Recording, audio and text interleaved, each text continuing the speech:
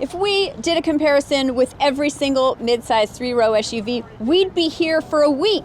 Yeah, but we're in Virginia with our whole editorial staff, and we have 4 of them. So these are the ones that we're comparing. So you don't need to write in the comments, what about the this, or what about the that, or you forgot that these are the only ones we have. But we're gonna see who the winner is. Because we're not losers. That's right.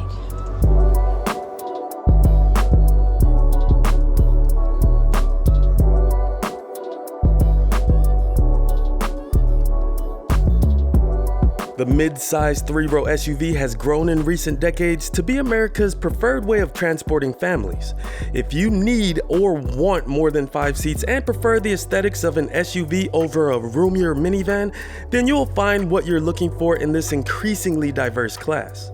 The SUVs that we have for this comparison are quite good from 4th place to 1st, and depending on your requirements, an SUV that's lower on the list might be perfect for you. Our goal is to rank these 4 SUVs in order of which is best for most people shopping in this class. Alright, so we've covered every caveat, so let's proceed to the rankings. In 4th place, the Ford Explorer. Great engine and an okay SUV. I should mention that the Ford Explorer that we tested for this comparison was an Explorer ST, which stands for Sport Technologies. In this case, those technologies include a muscular 400 horsepower turbo V6 engine, brake and suspension upgrades, and an appearance package to match its performance.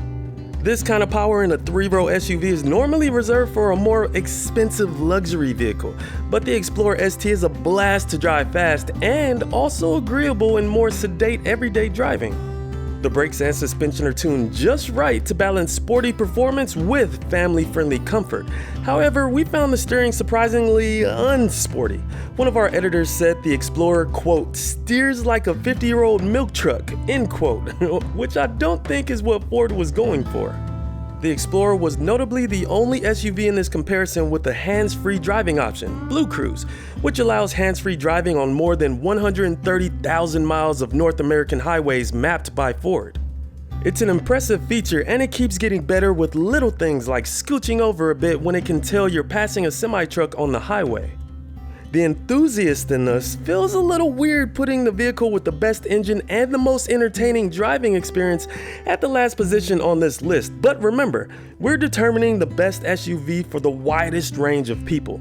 Unless you're specifically looking for a practical 3-row SUV that's also a hoot to drive, the Explorer simply ain't it. Pricing starts at just under $56,000, and our tester was in the mid $60,000 range once options were added. Even considering how good the engine is, we found it overpriced. If you didn't know a Ford Explorer can get that expensive, don't worry. The base model starts in the low $40,000 range. But such a lofty price tag could be forgiven with a nice enough interior, but we agreed the Explorers felt the cheapest of the bunch.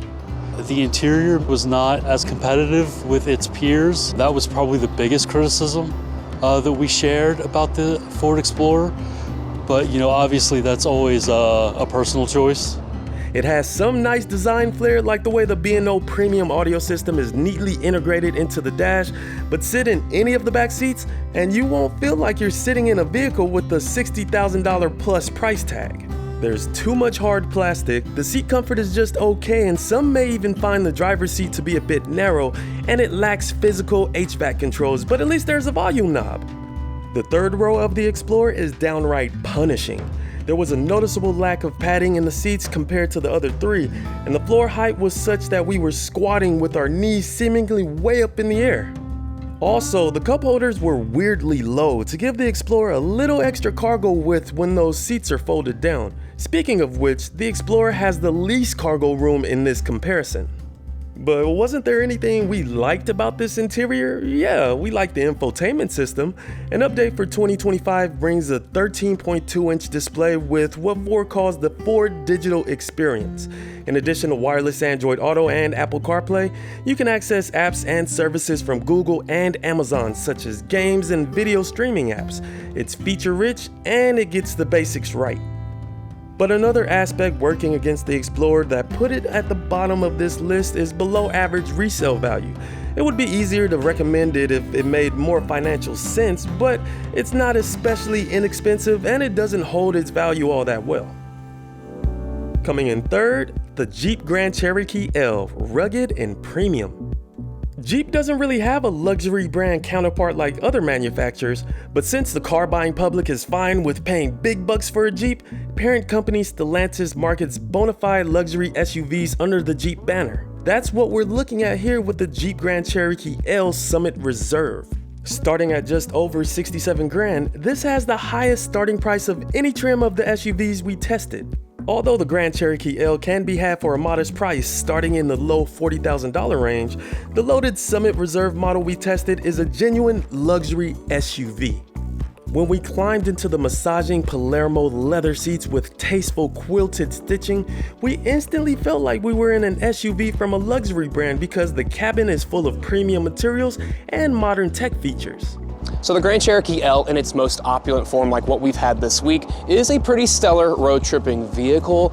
It has an excellent Macintosh sound system, supple seats with great massage, a smooth V6. Now at this equipment level, it is the most expensive car here by a wide margin. However, the Grand Cherokee has always been known for having a wide bandwidth of choices, so if you want one closer in price to our competitors this week, there's definitely one available for you. Just don't go looking for the V8, it's no longer available. The Uconnect infotainment system is one of our favorites in this class, and we welcome the redundant physical controls for audio and climate settings. Stellantis vehicles have heated, ventilated seat controls hidden in the screen, but this also has buttons. But there is one gripe.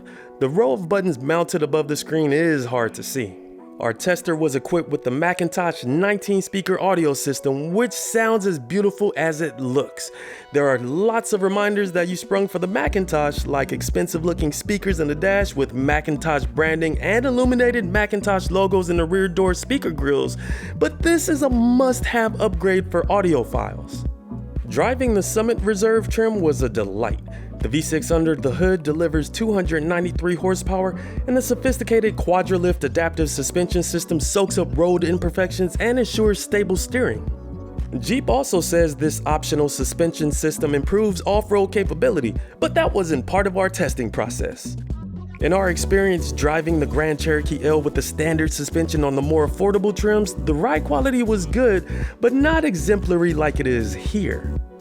Inside, it had the nicest and most comfortable second row seating with a nice center console. But the catch with the Grand Cherokee L is what's behind the second row. A good tilt and slide system for the second row captain's chairs makes the third row fairly easy to access, but there's not much room back there. Some of the fanciness of the Summit Reserve is diminished when you're crammed into that little third row. This was surprising considering the 204-inch overall length of the Grand Cherokee L, making it one of the biggest SUVs in this class. The small third row would be more forgivable if there was a lot of cargo room behind it, but there's not. That said, we were pleasantly surprised that this Jeep has a completely flat low floor with all the seats folded down, even with that second row center console. However, someone who had this before us was using it to haul tires, and there were noticeable marks and scuffs on the lovely leather upholstery. This fancy interior can't take a beating the way its more minivan-like rivals can.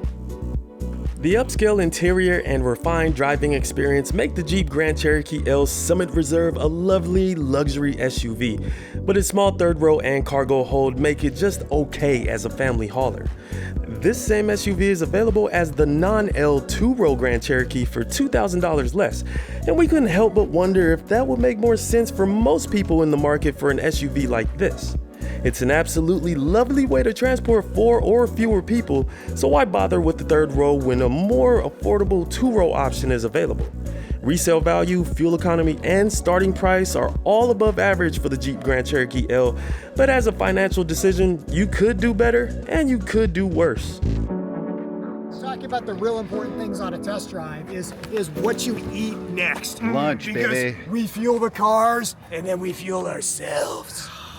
I had oatmeal this morning and I stand by that decision. Coming in second place, the Volkswagen Atlas with the best third row. If we were to choose one SUV to sit in the third row for a cross-country road trip, we'd pick the Volkswagen Atlas. Comparing the interior dimensions on paper, the Atlas has the most third row legroom and the most cargo space in this comparison, and climbing around in it confirmed what a difference that extra space makes. The third row is genuinely comfortable for normal-sized adults, and we also appreciated that each side gets 3 cup holders, one of which is oddly small, but the other 2 are perfectly soda can friendly. Today I had the pleasure of driving the 3-row Volkswagen Atlas, which has surprisingly large third row unlike a lot of other competitors in the segment. It was very fast, which is something I did not expect from that vehicle, but very enjoyable. The Atlas has a maximum seating capacity of 7, while some rivals can accommodate 8. That's because Volkswagen decided not to bother with a middle third row seat, which we applaud. That middle seat in the way back of a mid-size SUV is usually useless, and by foregoing it, the Atlas gives the 2 passengers in the third row much more hip room. But did I mention that there's actually usable space behind the third row? The Atlas is the cargo space leader in this comparison, bringing in 20.6 cubic feet of room behind the third row. So with all that interior space, why isn't the Volkswagen Atlas the victor of this comparison? Well, when we got behind the wheel, we were pleased with the quality of materials and the upscale yet conservative design befitting a sophisticated German vehicle, especially since this SE with the tech package had the lowest sticker price in our comparison at just over $45,000 as tested. But as soon as we started playing with the controls like working the satellite radio or even adjusting the climate control, we got frustrated. The Atlas has the steepest learning curve for the user interface for basic essential functions. There's no volume knob, when will they learn? And no hard knobs, buttons, or switches for the climate control. Everything runs on the unintuitive touchscreen and frustrating touch-sensitive controls. Tapping and sometimes shouting at the piano black trim with little pictures on it just isn't as easy or as satisfying as physical controls. It's nearly impossible to make these adjustments while keeping your eyes on the road, and the steering wheel controls aren't much better. Luckily, things started to look up when we actually started driving. With its most recent refresh, the Atlas ditched its former V6 and turbo 4-cylinder options for one new turbo 4, and we like it. It makes 269 horsepower, and its claim to fame is more torque and better fuel economy than the outgoing V6, and our testing proved that claim right. This is also one of the more refined 4-cylinder engines in this class without too much noise entering the cabin. But resale value is another notable weakness. The Atlas's residual value is the lowest in this comparison. However, if you're planning on keeping it for a long time, this isn't as big of a problem. If you prioritize a big interior, can get past the learning curve on the frustrating controls, and don't mind subpar resale value, the Atlas might be your family's next ride. And coming in first place, the Honda Pilot, a minivan in disguise.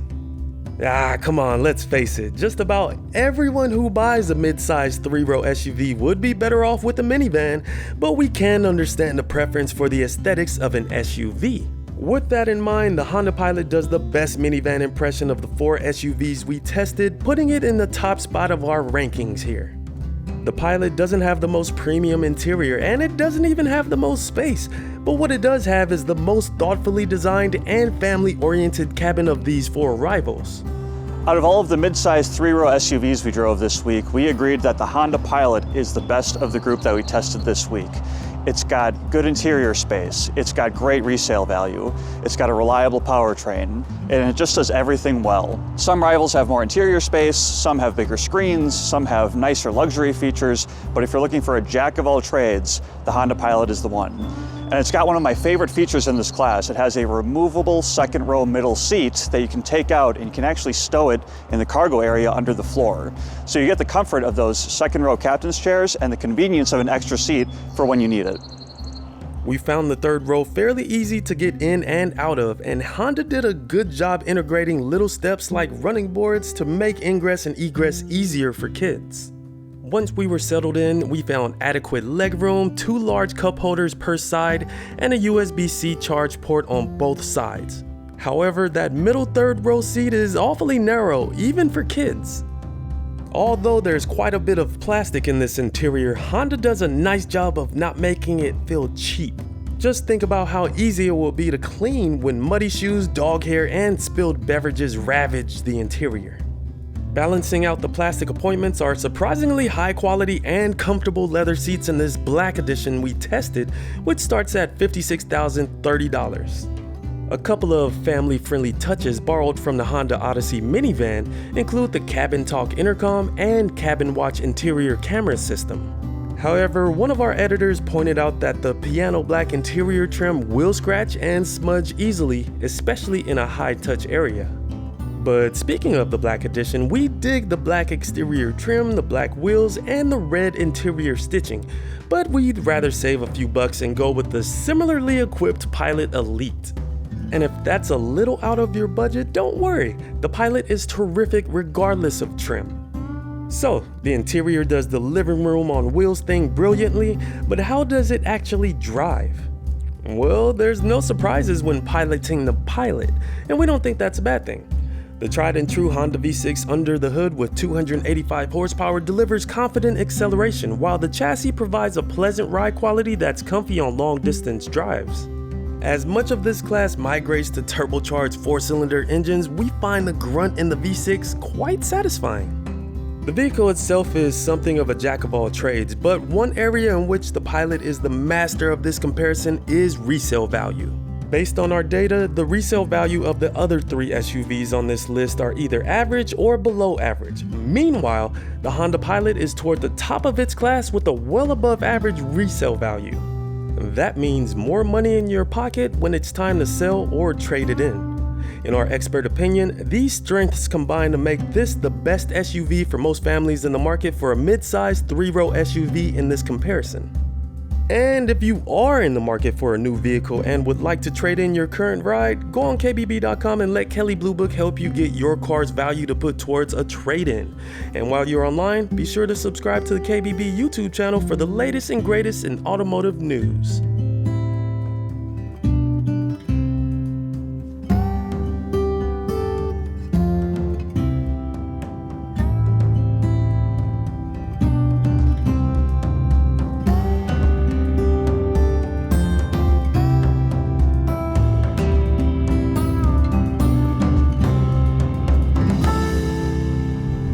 Couldn't even feel my soul leaving my body. Oh, Lord.